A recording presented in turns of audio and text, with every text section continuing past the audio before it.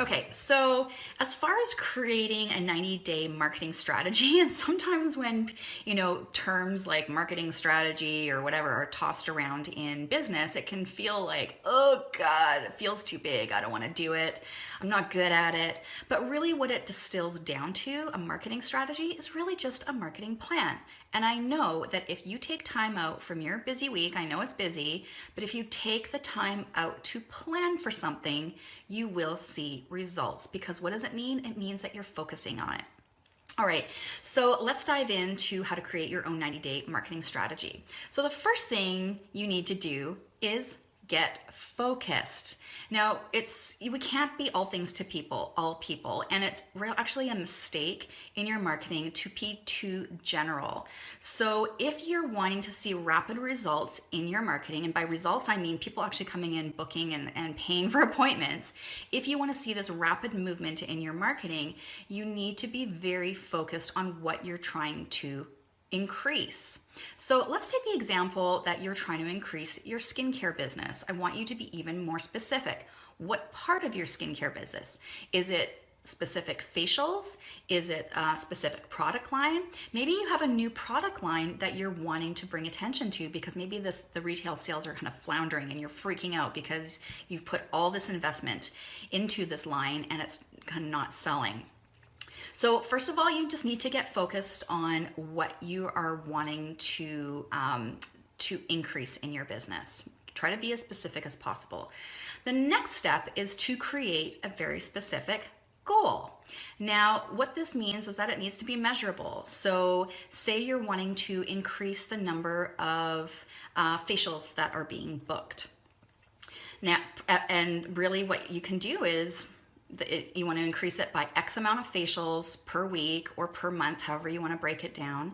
And maybe you want to also have another measurable goal of generating X amount of revenues for facials. So whatever you want to increase, you need to figure out how you want to be measuring it by.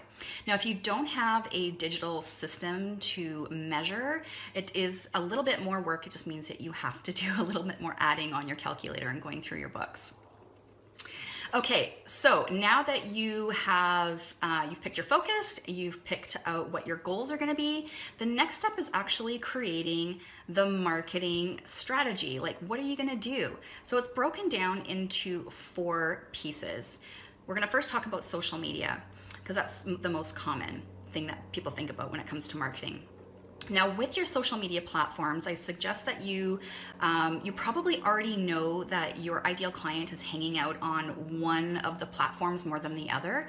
So you don't have to put all your eggs in one basket when it comes to social media platforms, but you want to put most of your eggs in one basket. So if you know that your ideal client is hanging out on Facebook, then you're going to be focusing most of your social media efforts on Facebook.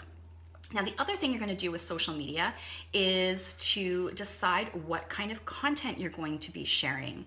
Now, you can share before and after images of your facials. Maybe you're sharing a case study that you've done. Maybe you're sharing a testimonial of somebody that's had amazing results with your skincare. Maybe you are sharing some inspirational quotes. Maybe you're sharing funny images. So do you get what I mean? So you need to start curating a library of content. It's really easy to do on Facebook. You just use the save feature on your personal profile. Once you've decided what kind of content you're going to be posting, you need to decide how often you're going to be posting and when you're going to be posting.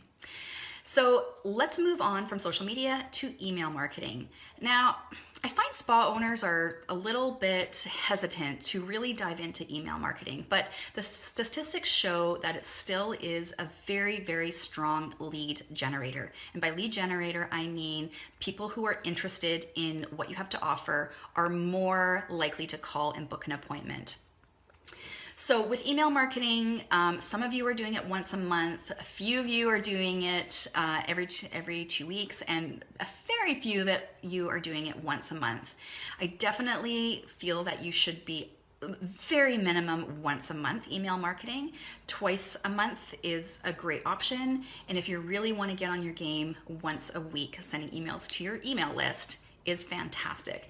Now, I don't mean to say you're going to create this huge long email. You're not. You're going to keep it real short and sweet. And as far as your 90-day marketing strategy, you're going to create a list of topics or ideas that you are going to be sending out in each one of your emails, all focused around your specific goals. So for example, if you are promoting your a skincare treatment for the next 90 days, then you're going to be maybe you're repurposing some of your content from social media. Maybe you're repurposing a before and after image in one of your emails, and with a short little story about what's happened, what transformation has happened, and what the results were. And of course, you always want to have a call to action, meaning call now, book now, however you want people to connect with you. Okay, the next part from email marketing is in-spa advertising. And by that I mean you can have those 8.5 by 11 plexiglass, 8.5 by 10 plexiglass stands, and you can put some promotional flyers in there. And you don't have to put, when I mean to say promotional, I don't mean that you're putting something on sale or discounting anything. I just mean that you're bringing awareness to what you're focusing on for your clientele. So you can have them at your reception desk, maybe some smaller ones in your treatment rooms, definitely one in the bathroom, in the change rooms if you have it. You want people to see it and be able to pay attention to it wherever they are in the spa. Now, the final part is with your staff, if you have a staff. Now, what you want to do as far as a marketing strategy is to be coaching your team on what they should be communicating when they're with their clients. So you've heard me talking about 80-20 conversations. That means 80% of your conversations in the treatment room need to be about spa business. Stuff that clients have seen on the internet, stuff that you as a company are promoting, interesting facts, tips, anything, but just keep it around spa business. Now, for most spas, this is a new concept, this 80-20 conversation. And so sometimes what we need to do is give our team some topics to talk about, just so they don't feel like they have to kind of pull it out of a hat and figure out what to say. So give your team a list of topics to talk about. And often it's much easier to get a client engaged in these conversations when you're asking them questions. What do you use on your skin? What do you like about it? What don't you like about it? The questions can go on and on. It's just to get the conversation going. All right, so all of these items, social media, email marketing, in-spot advertising, and talking with clients all need to include a call to action. We want to direct them somewhere, okay? And we want to direct them towards booking an appointment. Now there's one final piece here, and it's a big one, and it has to do with you, the spa owner. And when it comes to creating a 90-day marketing strategy, I'm just going to repeat what Gary Vaynerchuk said. I listened to a speech he was saying yesterday, and he said, ideas are shit, execution is where it's at. There's really not much more to say about it. But what I'm getting at is it doesn't really matter if you put together this marketing strategy, 90 days of marketing. If you are not going to follow through with it, if you're not going to hold yourself accountable, then there's no use doing it. And unfortunately, this is the piece of the puzzle that most spa owners completely fall apart in their marketing. So if you have, the beauty of the internet and technology now is that we can connect with spa owners all over the world. So one of your options is to buddy up with another spa owner to hold each other accountable. I've done this with other entrepreneurs and it works awesome, because we all know it's really easy to slip off the bandwagon, and the next thing you know, nothing's getting done.